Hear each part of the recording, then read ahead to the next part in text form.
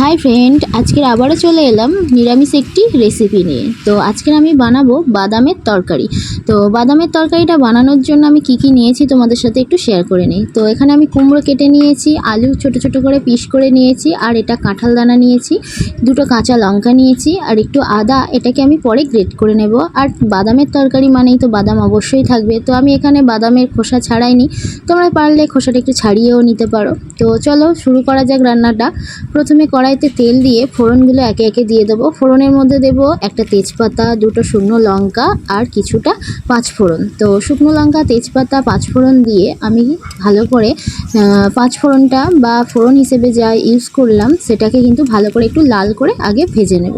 তো দেখো আমার কিন্তু মশলাটা বেশ ভালো মতো লাল করে ভাজা হয়ে গিয়েছে। এরপরে আমি যে সবজিগুলো নিয়েছিলাম সেটা আমি এর মধ্যে দিয়ে দিলাম। এবার ভালো করে সবজিগুলো আমি ভেজে নেব। তো তোমরা যারা আমার আগের ভিডিও দেখেছো, আমি সেখানে অবশ্যই এরকম নিরামিষ অনেক রান্নাই করেছিলাম, অনেক রেসিপি। তো সেখানে বলেছিলাম যে আমরা কিন্তু আমিষ অনেক কিছুই পাই, কিন্তু নিরামিষ রান্না একটু মুখে লাগার ব্যাপার আছে। তো নিরামিষ অনেক কিছুই রান্না আছে, তবে সেটা একটু মুখে যদি না লাগে ভালো লাগে না। তো আমার এই রেসিপিটা তোমরা যদি বাড়িতে একবার হলেও ট্রাই করো, ভালো লাগবে।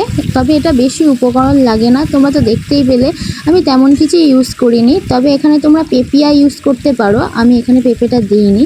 তো দেখো আমার কিন্তু আনাজগুলো মানে একদম ভাজা ভাজা হয়ে গিয়েছে, সবজিগুলো লাল হয়ে গিয়েছে। আমি এর মধ্যে এবার বাদামটা দিয়ে দিলাম, দিয়ে আবারও এটা নাড়তে থাকবো। তোমরা এটা একাদশী যারা করো তাদের জন্য বলছি, আমার বাড়িতেও করে, আমি সেই জন্য জানি ব্যাপারটা। তো একাদশীর দিন কিন্তু আমি আজকের যে রেসিপিটা করছি এটা কিন্তু আমাদের বাড়িতে খেয়ে থাকে। তবে এটা হলুদ ছাড়া হয়, কারণ একাদশীতে অনেকে হলুদ খায় না। তো যাই হোক, এরপরে মানে সবজিটা কষতে কষতে আমি এর মধ্যে একটু আদা গ্রেট করে দিয়ে দিলাম, নুন, হলুদ গুঁড়ো, লঙ্কা গুঁড়ো, আর দিয়ে দেব একটু ধনিয়া গুঁড়ো। সমস্ত মশলাগুলো কিন্তু আমার দেওয়া হয়ে গিয়েছে। মশলা দিয়ে মশলাটা যাতে একটু পুড়ে না যায় তার জন্য সামান্য একটু জল দিয়ে আমি আবারও এটা কষতে থাকবো। তো যেটা বলছিলাম যে একাদশীতে, তো একাদশীতে আমার দিদা ঠাকুমারা সবাই খায় দেখেছি এই বাদামির তরকারি এরকমভাবে। সেখানে একটু পেঁপিয়াও দেয়, আমার পেঁপিয়াটা কাছে ছিল না তাই আমি দিইনি। তো বাড়িতে যা ছিল তাই দিয়েই আমি এটা করেছি। তো দেখো তোমাদের সাথে কথা বলতে বলতে কিন্তু আমার মানে সবজিগুলো ভালো করে কষা হয়ে গিয়েছে। তো আমি পরিমাণ মতো জলও দিয়ে দিয়েছি। এবার এটাকে 15 থেকে 20 মিনিট আমি এটা হতে দেব। তার জন্য আমি এখানে একটা ঢাকনা দিয়ে দিলাম। তো এরপরে 15 থেকে 20 মিনিট এটা হতে দেব। তো দেখো 15-20 মিনিট পর কিন্তু আমি চলে এসেছি। আমার তরকারিটা অনেকটাই ফুটে গেছে এবং সেদ্ধও হয়ে গিয়েছে সমস্ত কিছু।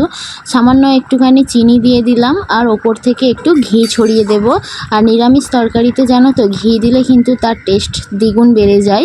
তো তরকারিটা কিন্তু আমার একদম রেডি হয়ে গিয়েছে। উপর দিয়ে একটু জিরে গুঁড়োও ছড়িয়ে দিলাম। এবার এটাকে আমি নামিয়ে নেব। আমি একটু ঝোলঝোলই রেখেছি। তো দেখো তরকারির কালারটাও কিন্তু খুব সুন্দর চলে এসছে, দেখে বোঝাই যাচ্ছে না যে এটা নিরামিষ তরকারি। তো তোমরাও পারলে বাড়িতে একবার হলেও এটা ট্রাই করো, অবশ্যই ভালো লাগবে। দেখা হচ্ছে নেক্সট কোনো রেসিপি নিয়ে পরের ভিডিওতে।